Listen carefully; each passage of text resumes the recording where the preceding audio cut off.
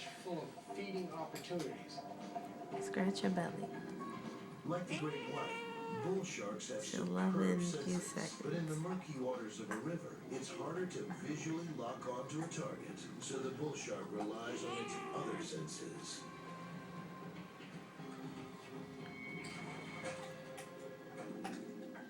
Its sense of smell is 10,000 times better than ours. Unlike humans, sharks' nostrils aren't connected to their respiratory system, so they never stop smelling.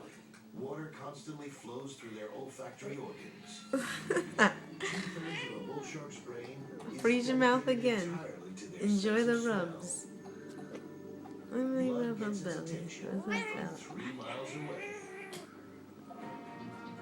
As the bull Be shark nice, closes in, be it nice. switches to its incredible sixth sense, electroreception.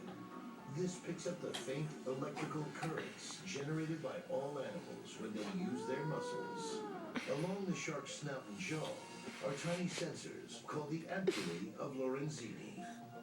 Like radio receivers, they pick up the animal's activity and pass the signals on to the shark's brain.